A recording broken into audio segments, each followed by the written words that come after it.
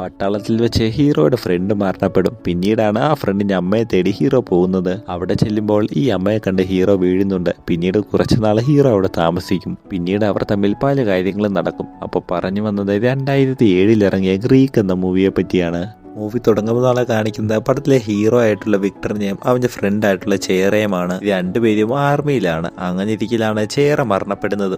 അങ്ങനെ മരണം കഴിഞ്ഞ കുറെ നാളുകൾ കഴിയും. വിക്ടർ അവന്റെ വീട്ടിലേക്ക് പോകും. വിക്ടർ ചേറയുടെ വീട്ടിലേക്ക് പോകും. അവിടെ ചെല്ലുമ്പോൾ അവിടെ ഒരു ലേഡിയാണുള്ളത്. ചേറയുടെ വീട് ഇതാണോ എന്ന് ചോദിക്കും. ആ പുള്ളിക്കാരി ഓർത്തത് ഇത് കടം കൊടുത്ത കാശ് ചോദിക്കാൻ വന്ന ആളാണെന്നാണ്. ഈ പുള്ളിക്കാരി മറ്റാരുമല്ല, ഇതാണ് ചേറയുടെ അമ്മ. ഇതാണ് നമ്മുടെ പടത്തിലെ ഹീറോയിൻ. ഹീറോയിൻ പറയും ഇതാണ് വീടെന്നും അവളാണ് അമ്മയെന്നും. ഇത് കാണുമ്പോൾ ഇത്രയും ചെറിയ അമ്മയൊന്ന് വിക്ടർ ഓർക്കുന്നുമുണ്ട്. ഹീറോയിൻ അവനെ അകത്തേക്ക് വിളിക്കാതെ ചേറയുടെ കല്ലറയിലേക്കാണ് പോകുന്നത്. കൂടെ വിക്ടറിനെ കൂട്ടുന്നുണ്ട്. പോകുന്ന വഴി അവിടെ അയൽവക്കത്തുള്ളൊരു പെണ്ണ് ഇവരെ ഒളിഞ്ഞു നോക്കുന്നുണ്ട്. അതായത് എല്ലാ നാട്ടിലെ പോലെ. അവിടെ ചെന്നിട്ട് അവനെ പട്ടാളത്തിൽ വിടാൻ ഹീറോയിൻ ഒട്ടും ഇഷ്ടമല്ലായിരുന്നു എന്നും പക്ഷേ ഹീറോയിന്റെ വാക്ക് കേൾക്കാതെ അവൻ പോയി എന്നുമൊക്കെ അവള് പറയുന്നുണ്ട്. ഹീറോയിന്റെ ഭർത്താവ് ചെറുപ്പത്തിലെ മരണപ്പെട്ടാണ്. ഹീറോയിൻ മറ്റൊരു കല്യാണം കഴിക്കാതെ ലൈഫ് മുഴുവൻ ചേറയ്ക്ക് വേണ്ടിയാണ് മാറ്റിവെച്ചത്. അങ്ങനെ പിന്നീട് ഹീറോയിൻ വിക്ടറിനെ വിളിച്ചുകൊണ്ട് വീട്ടിലേക്ക് പോകുന്നുണ്ട്.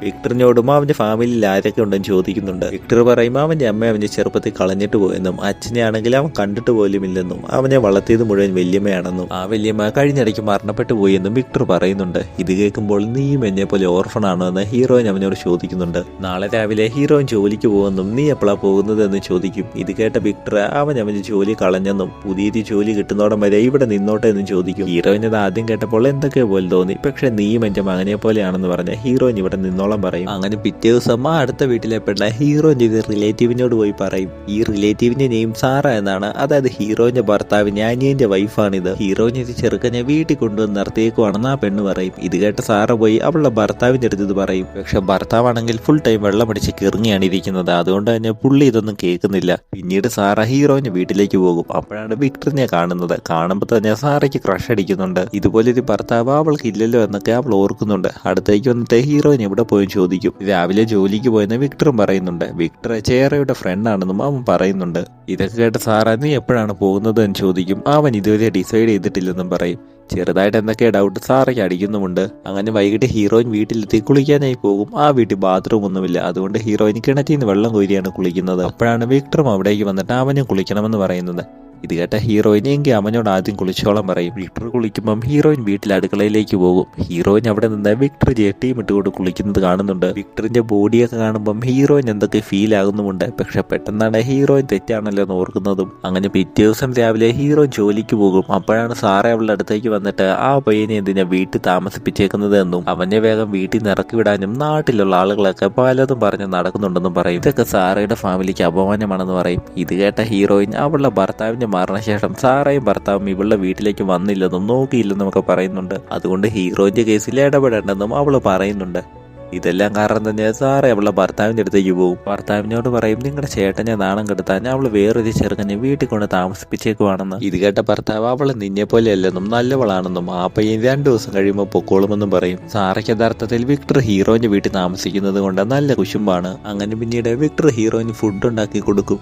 ഇനി വെളിയിൽ കുളിക്കണ്ടെന്നും അവൻ ഹീറോയിന് വേണ്ടി ഒരു ബാത്റൂം പണിതിട്ടുണ്ടെന്നും അവൻ പറയും. ഇത് കേട്ട ഹീറോയിൻ അവൾക്കൊരു മകനെ കിട്ടിയല്ലോ എന്നോർത്ത് ഹാപ്പി ആകുന്നുണ്ട്.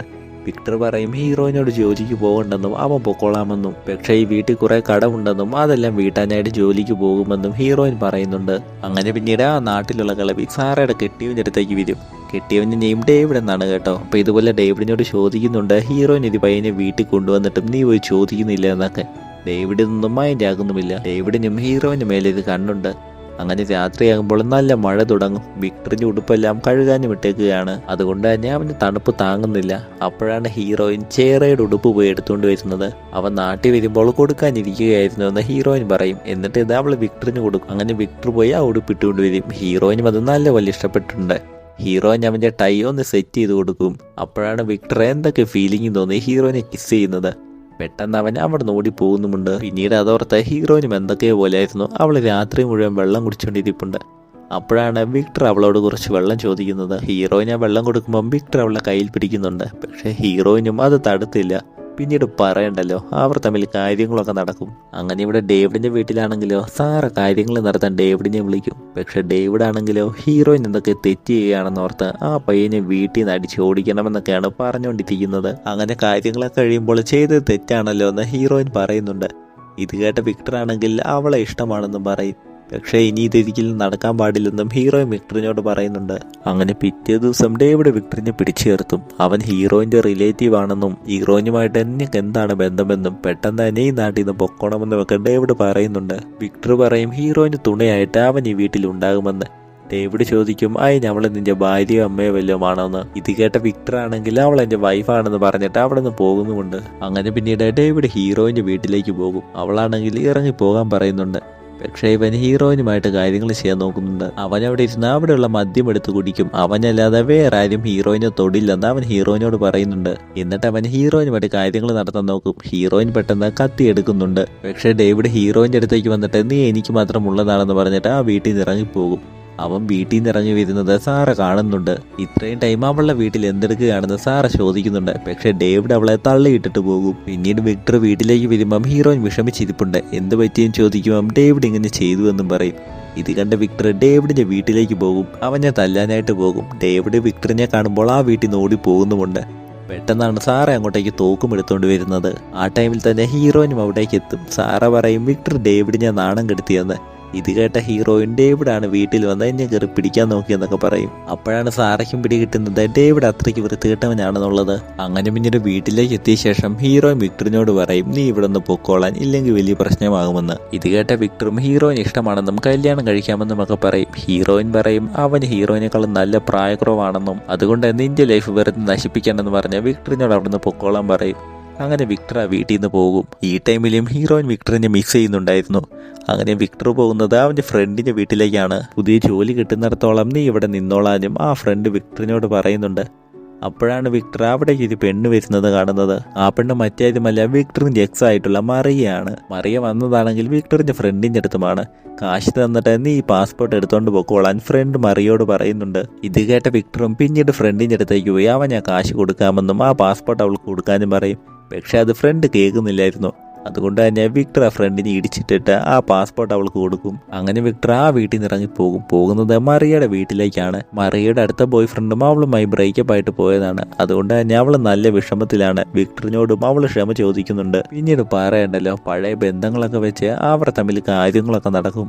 അങ്ങനെ പിന്നീട് കുറച്ച് നാളുകൾ കടന്നു പോകും. ഇവിടെ ഹീറോയിൻ ആണെങ്കിൽ പ്രഗ്നന്റ് ആയിട്ടുണ്ട്. ഹീറോയിൻ മകന്റെ കല്ലറയുടെ അടുത്ത് പോയി അവനോട് ക്ഷമ ചോദിക്കുന്നുണ്ട്. അവളെ തെറ്റിയതെന്നും പക്ഷെ അവൾ ഈ കുട്ടിയെ അബോർട്ട് ചെയ്യില്ലെന്നും പറയും.